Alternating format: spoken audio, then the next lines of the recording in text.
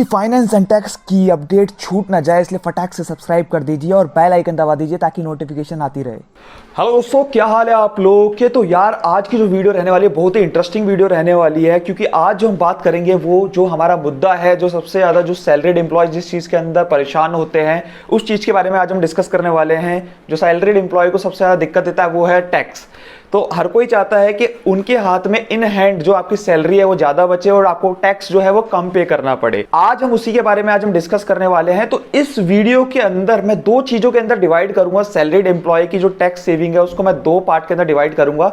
एक, मैं किस तरीके से हम लोग सैलरी स्ट्रक्चर को किस तरीके से ऐसे प्लान करें कि आपका जो टैक्स है वो रिड्यूस हो जाए। दूसरी चीज हम क्या करेंगे, डिडक्शंस की तरफ चलेंगे। कुछ डिडक्शंस होती है जो इनकम टैक्स के अंदर मिलती है, उसके बारे में हम बात करेंगे। तो पहला पार्ट हो गया सैलरी स्ट्रक्चर, दूसरा पार्ट हो गया कुछ ऐसी इनकम टैक्स की डिडक्शन जिसके बारे में हम डिस्कस करेंगे। जनरली आपने काफी सारी चीजें पहले भी सुनी होंगी, जैसे एचआरएस होते हैं, कुछ आपने इंश्योरेंस प्रीमियम पे करा, पीएफ में पैसा डाला, जो बेसिक चीजें होती है वो तो आपने पहले सुन रखी होंगी।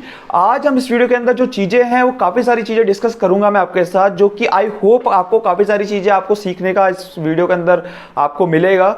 तो आई होप आपको काफी सारी चीजें पता चलेंगी कि क्या क्या चीजें होती हैं। जनरली जो मैं मेरे खुद के जो क्लाइंट्स होते हैं, मैं जो उनको जो रिकमेंड करता हूं एज अ सैलरीड एम्प्लॉय, जितने भी सैलरीड एम्प्लॉय जो मेरे क्लाइंट हैं, मैं एज अ चार्टर्ड अकाउंटेंट जो मैं उनको रिकमेंड करता हूं, वो मैं सारी चीजें आपको इस वीडियो के अंदर बताने वाला हूं। तो पूरी वीडियो के अंदर बने रहिएगा, आपको समझ में आएगा कि किस तरीके से आप टैक्स को सेव कर सकते हैं।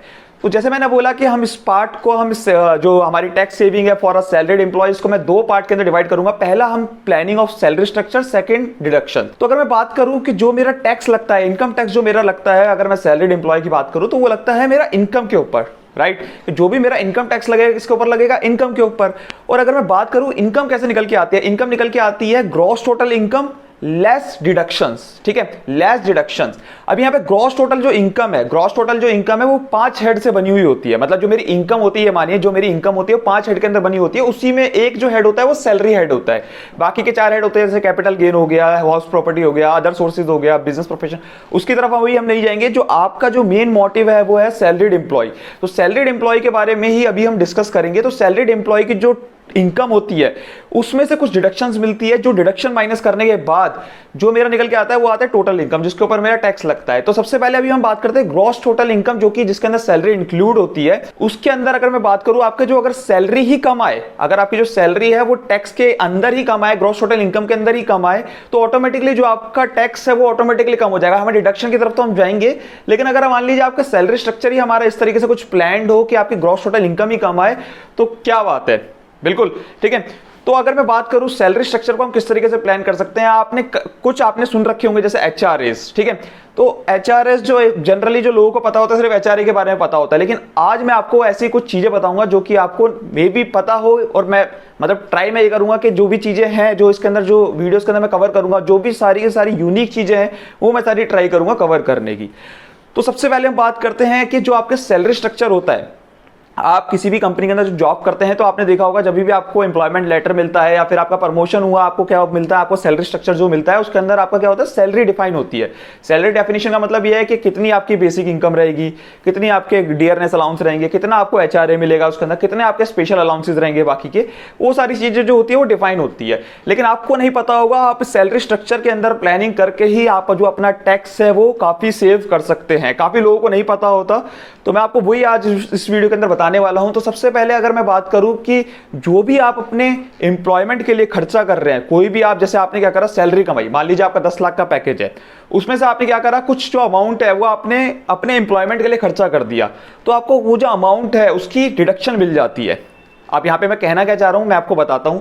जैसे मान लीजिए आपने कोई ट्रैवलिंग अलाउंस आपने लिया, आपने कोई ट्रैवलिंग करने गए कहीं पे, अपने एम्प्लॉयमेंट के लिए आप कोई ट्रैवलिंग करने गए, आपका ऐसा कुछ काम है जहां पे आपको ट्रैवलिंग करनी पड़ती है, तो आपको जो ट्रैवलिंग जितना भी आपका खर्चा हुआ है उस ट्रैवलिंग के अंदर, वो अगर आपका मान लीजिए सैलरी के अंदर इंक्लूड है तो आपको उसकी डिडक्शन मिल जाएगी। या मैं एग्जांपल देता हूं एक और, जैसे मान लीजिए आपकी यूनिफॉर्म है, आपने जो भी अपनी ड्रेसेस आप परचेज करते हैं, आपकी कोई ऑफिस का कोड है और आपकी जो यूनिफॉर्म्स हैं जो आपने पर्टिकुलरली सिर्फ ऑफिस के लिए परचेज करी है, तो उस यूनिफॉर्म की भी आपको डिडक्शन मिल जाएगी। और एग्जांपल देते हैं, जैसे मोबाइल एक्सपेंडिचर है, मोबाइल आपने जो भी मोबाइल का आपने बिल आया वो आपको क्या करना है, अपने एम्प्लॉयर को सबमिट करना है, उसकी भी डिडक्शन आपको मिल जाएगी, क्योंकि आप वो क्या कर रहे हैं, अपने एम्प्लॉयमेंट के लिए खर्चा कर रहे हैं। क्योंकि आप जब फोन कर रहे हैं या कुछ भी कर रहे हैं वो आप अपने एम्प्लॉयमेंट के लिए कर रहे हैं। एग्जाम्पल देता हूं एक और, जैसे मान लीजिए आप जॉब कर रहे हैं, साथ साथ आपने क्या करा, कोई कोर्स भी ज्वाइन कर लिया। कुछ कोर्स को ज्वाइन करके आपने क्या करा, कुछ फीस पेमेंट करी, जो कि मान लीजिए 50,000 रुपये आपने फीस पेमेंट करी।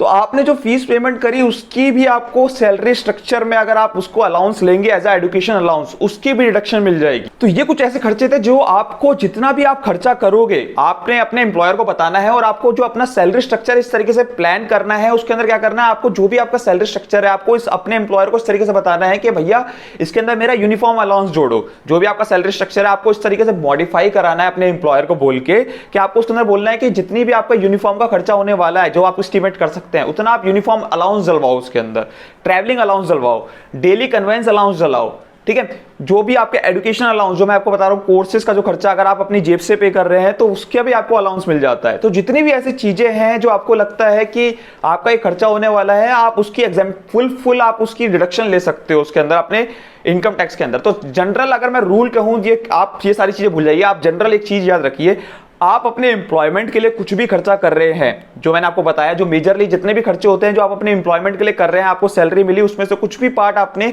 अपने एम्प्लॉयमेंट के लिए कुछ भी खर्चा करा, तो आपको सीधा सा फंडा है उसके अंदर जो सैलरी स्ट्रक्चर में से, सैलरी में से आपको वो डिडक्शन मिल जाएगी। मान लीजिए आपके 10 लाख की सैलरी थी, उसमें से 2 लाख रुपए आपने इसके ऊपर खर्चा कर दिया, तो आपकी नेट में सैलरी 8 लाख रुपए रह गई। लोगों को पता ही नहीं होता इन सब चीजों के बारे में कि कुछ ऐसे अलाउंसेस भी होते हैं, ठीक है। तो एक बार जैसे मैंने बताया, यूनिफॉर्म अलाउंसेस हो सकते हैं, ट्रैवलिंग अलाउंस हो सकते हैं, डेली के कन्वेंस अलाउंस हो सकते हैं, एजुकेशन अलाउंस हो सकते हैं। तो इस तरीके के कुछ अलाउंसेस हो सकते हैं जो आपको डिडक्शन मिल जाएगी।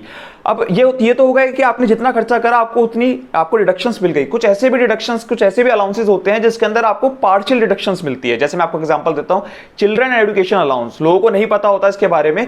तो जनरली आपके मैक्सिमम, अगर जो आपके बच्चे हैं, जो आपके मैक्सिमम अप टू 2 चाइल्ड्स, आपको डिडक्शन मिल जाएगी 100 रुपए पर मंथ के हिसाब से। मतलब मैं बात करूं तो 2400 रुपए की आपको डिडक्शन मिल जाएगी फ्री फंड की। आपको सिर्फ अपने जो सैलरी स्ट्रक्चर है उसके अंदर लिखवाना है कि आपको चिल्ड्रन एजुकेशन अलाउंस चाहिए, ठीक है। उसके बाद हॉस्टल अलाउंस, आपके जो भी बच्चे हैं अगर वो हॉस्टल के अंदर रहते हैं तो 300 रुपए पर child, maximum up to 2 child. मतलब अगर मैं बात करूं तो 312 3672 रुपए की आपको डिडक्शन मिल जाएगी हॉस्टल अलाउंस के अंदर भी।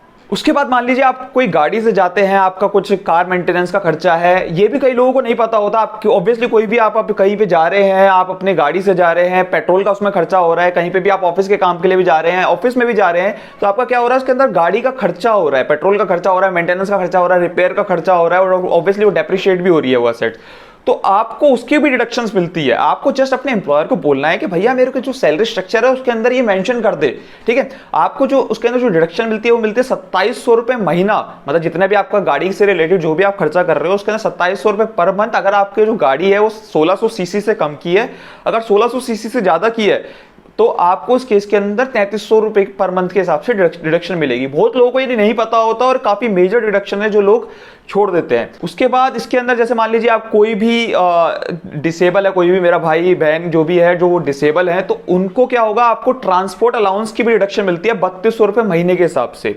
उसके बाद हम बात कर लेते हैं एलटीए के बारे में, लीव ट्रैवल अलाउंस। अगर आप और आपके जो फैमिली मेंबर हैं वो अगर कहीं पे भी लीव के लिए जा रहे हैं, कहीं पे भी ट्रैवलिंग के लिए जा रहे हैं, तो जो भी उसके अंदर जो भी ट्रैवलिंग का जो खर्चा है वो आपको जो भी अमाउंट लगेगा उसका आपको अलाउंस मिल जाएगी। आप इस 4 साल के अंदर 2 बार इसको क्लेम कर सकते हैं। किसी भी 4 साल के ब्लॉक ईयर्स के अंदर आप इसको 2 बार क्लेम कर सकते हैं अपने एम्प्लॉयर को बोल के कि भैया मेरा एक एलटीए के नाम से, एक मेरे सैलरी स्ट्रक्चर के अंदर एक एलटीए मेरे को दे दो, लीव ट्रैवल अलाउंस दे दो। यहाँ पे मेरा सैलरी स्ट्रक्चर डिफाइन करने का यहाँ पे मतलब बेसिकली यही है कि आपको सिर्फ आपका जो सैलरी स्ट्रक्चर आपको इस तरीके से डिफाइन करवाना है, इस तरीके से करवाना है कि आपको मैक्सिमम बेनिफिट मिल सके। जितनी भी चीजें मैं आपको बता रहा हूं आपको सिर्फ अपने सैलरी स्ट्रक्चर के अंदर लिखवानी है और आपको उसकी डिडक्शन ले लेनी है। सीधी सी सिंपल सी बात है इसके अंदर, जो कुछ नहीं करना आपको, सिर्फ आपको अपने सैलरी स्ट्रक्चर के अंदर लिखवानी है और आपको डिडक्शन ले लेनी है।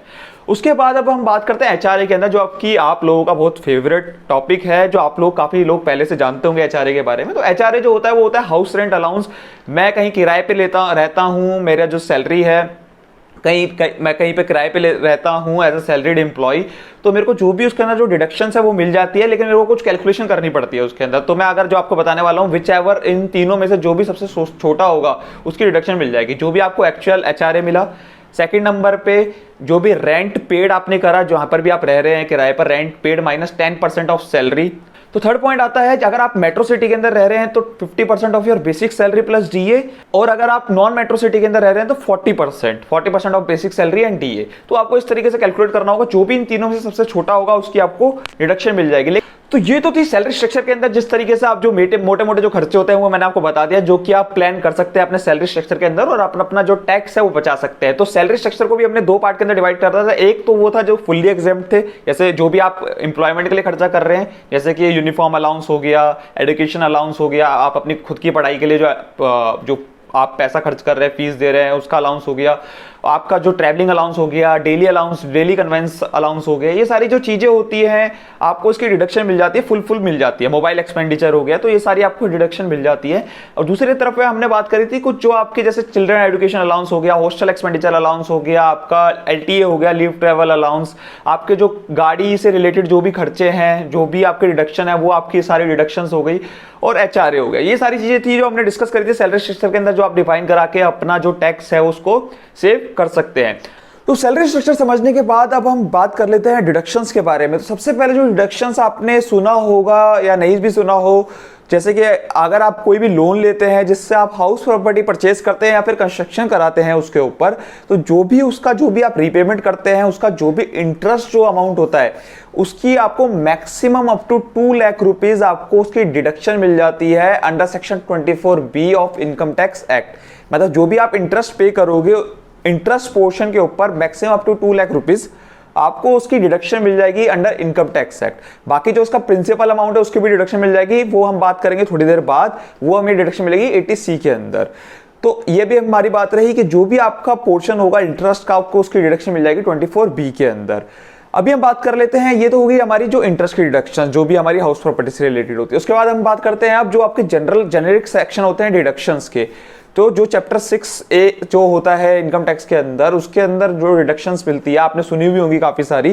जैसे 80C की अगर मैं बात करूं तो 80C के अंदर जो आती है वो आती है जनरली जैसे कि इंश्योरेंस प्रीमियम, जैसे आपने सुना होगा लाइफ इंश्योरेंस प्रीमियम, और या फिर पीपीएफ, पीएफ, या फिर आप 5 साल से एफडी 5 साल से ज्यादा की एफडी आप करा रहे हैं कहीं पर, या फिर आपने ट्यूशन फीस पे करी बच्चों की, या फिर जो आपने प्रॉपर्टी परचेज करी थी उसकी स्टैंप ड्यूटी, या कुछ भी आपने जो है आपने पेमेंट करी, आपको 80C के अंदर डिडक्शन मिल जाएगी। और आपको ये चीज याद रखनी होगी जो 80C के अंदर जो डिडक्शन आपको मिलती है वो मैक्सिमम अप टू 1,50,000 तक की ही मिलती है। आपको अगर ये पूरा सेक्शन पढ़ना है, पूरी डिटेल सेक्शन आपको जानना है 80C के बारे में, तो मैं आपको डिस्क्रिप्शन में लिंक दे दूंगा, आप उस पे जाके पढ़ सकते हैं। आपको ई बुक है इनकम टैक्स की वेबसाइट से, आपको डायरेक्टली आपका लिंक जाएगा, तो आप डायरेक्टली इनकम टैक्स की साइट पे जाके आप डायरेक्टली पढ़ सकते हैं इसके बारे में। 80C पूरा सेक्शन आपको वहां पे मिल जाएगा, पूरे आप उसके बारे में इंफॉर्मेशन ले सकते हैं। तो अभी हम बात करते हैं इसके बाद सेक्शन 80CC-D1 एक सेक्शन होता है जिसके अंदर आपको एनपीएस अमाउंट की भी आपको एक 80CC-D1 एक होता है 80CC-D1B। उसके अंदर क्या होता है कि जो भी आपने एनपीएस स्कीम के अंदर जो भी आपने पैसा लगाया हुआ नेशनल पेंशन स्कीम के अंदर, आपको जो 1.5 लाख की जो अभी हमने जो डिस्कशन करा उसके अंदर ही मिल जाती है, आपको एनपीएस एक डिडक्शन मिल जाती है। और आपने अगर कोई अमाउंट लगाया एनपीएस के अंदर तो आपको एक एडिशनल डिडक्शन मिलती है एनपीएस के अंदर, जो कि अप टू 50,000 तक की डिडक्शन मिलती है। अगेन मैं कह रहा हूं आपको, मैं डिस्क्रिप्शन बॉक्स में लिंक दे दूंगा, आपको वहां जाके आप इस सेक्शन को चेकआउट कर सकते हैं।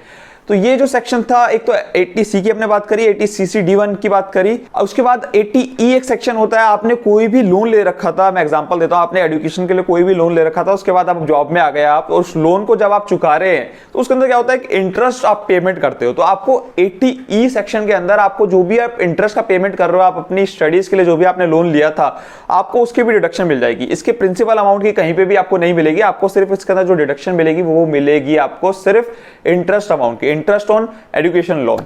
उसके बाद हम बात करते हैं 80G के बारे में। जो भी आप ट्रस्ट को या फिर जो भी आप इंस्टीट्यूशन को, ट्रस्ट इंस्टीट्यूशन को जो भी आप डोनेशन दे रहे हो, उसके अंदर 80G एक सेक्शन है, उसके अंदर आपको डिडक्शन मिल जाती है। उसके बाद हम बात करते हैं 80D के बारे में। 80D के अंदर क्या होता है कि जो भी आपके मेडिकल इंश्योरेंस जो भी आपने करा रखा है अपना और अपने फैमिली मेंबर्स का, उसके अंदर 25,000 तक की डिडक्शन मिल जाती है। और आपने अपने पेरेंट्स का करा रखा है तो पेरेंट्स का जो आपने करा रखा है उसके अंदर एडिशनल 25,000 की आपको और डिडक्शन मिल जाती है। तो मतलब आप 50,000 तक की 80D सेक्शन सेक्शन एक होता है जिसके अंदर मेडिकल इंश्योरेंस जो भी आप पेमेंट कर रहे हो उसकी आप अप टू 50,000 मतलब 25,000 for you and for your family, जो भी आपके डिपेंड जो भी आपके बच्चे हो गए, आपके स्पाउस हो गई, उसके इसके अंदर आप 25,000 की ले सकते हो। उसके बाद अगर आपके जो पेरेंट्स है उनकी भी आपने करा रखी है तो उस केस में भी आप 25,000 की एडिशनल डिडक्शन ले सकते हो, मतलब टोटल अप टू 50,000 तक की आप डिडक्शंस ले सकते हो। उसके बाद 80D के अंदर ही एक प्रोविजन और है जिसके अंदर ये लिखा हुआ है, मान लीजिए आपने कोई भी इंश्योरेंस नहीं करा रखी या लेकिन आपका क्या हुआ, कोई भी मेडिकल ट्रीटमेंट हुआ आपका या आपके पेरेंट्स का, तो आपका कोई भी जो मेडिकल ट्रीटमेंट हुआ उस केस के अंदर जो भी आपका खर्चा होगा अप टू 50,000 तक आप इसके अंदर एज अ डिडक्शन क्लेम कर सकते हो आपका। लेकिन आपको एक कंडीशन है इसके अंदर, आपकी एज 60 एंड अबव होनी चाहिए। आपकी जो भी खर्चा क्लेम करना चाह रहा है मेडिकल ट्रीटमेंट का, आप या फिर आपके फैमिली या फिर आपके जो पेरेंट्स है, वो जो भी खर्चा क्लेम करने वाला है उसकी जो एज है वो जो मिनिमम आपके 60 इयर्स की एज होनी चाहिए, तभी आपको ये जो मेडिकल ट्रीटमेंट है इसका डिडक्शन मिलेगी। और दूसरी चीज, ये आपका मेडिकल इंश्योरेंस से कवर नहीं होना चाहिए खर्चा, तभी आपको इसकी डिडक्शन मिलेगी इनकम टैक्स के अंदर। तो अभी हमने बात कर ली 80D के बारे में। इसके बाद कुछ खर्चे होते हैं जैसे कि कुछ भी जो मेजर जो डिसेबिलिटीज होती है, मेजर ट्रीटमेंट होते हैं, उसके जो खर्चे होते हैं, सेक्शंस है कुछ 80DDB 80U, आपको डिस्क्रिप्शन के अंदर सारी डिटेल मिल जाएगी, आप वहां जाके चेकआउट कर सकते हैं, इस सेक्शन को पूरा रीड कर सकते हैं। इसके अंदर जो मेजर डिसेबिलिटी होती है, मैं आपको बेसिक बता देता हूं। मेजर डिसेबिलिटी जो होती है आपको उसकी डिडक्शंस मिल जाती है इन सेक्शंस के अंदर, तो जो भी आपकी मेजर डिसेबिलिटीज होंगी उसकी डिडक्शन आपको मिल जाएगी। आपको पूरा सेक्शन पढ़ना पड़ेगा, उसके बाद में आपको आइडिया लगेगा कि कौन कौन से इसके अंदर डिसेबिलिटीज कवर है, तो आप जाके इसको चेकआउट कर सकते हैं डिस्क्रिप्शन बॉक्स के अंदर। उसके बाद जैसे कि आपने कोई भी इलेक्ट्रिक व्हीकल परचेज करा, उसके ऊपर जो भी आप इंटरेस्ट पे कर रहे हैं उसकी भी आपको डिडक्शन मिल जाती है। तो ये जो चीजें थी, ये मेजर जो डिडक्शंस थी वो मैंने आपके साथ डिस्कस कर ली है। आपका फिर भी कोई डाउट है तो आप कमेंट बॉक्स में कमेंट करके मेरे से पूछ सकते हैं, और आई होप आपको काफी चीजें सीखने को मिली होगी इस वीडियो के अंदर, क्योंकि काफी जो चीजें हैं जो मैं अपने क्लाइंट्स के साथ जो मैं आपको जो उनको बताता हूं, उनसे इसी चीजों के चार्जेस लेता हूं, तो वो मैंने आपके साथ as a free of cost on YouTube आपके साथ डिस्कस करी है। तो आई होप आपको काफी कुछ सीखने को मिला होगा कि कौन कौन सी डिडक्शंस होती है जो आप क्लेम कर सकते हो एज अ सैलरीड एम्प्लॉय। फिर भी आपका अगेन कोई डाउट है तो आप कमेंट सेक्शन में कमेंट करके पूछ सकते हो। अगर वीडियो पसंद आई तो लाइक जरूर करिएगा, चैनल को सब्सक्राइब जरूर करिएगा। Thank you.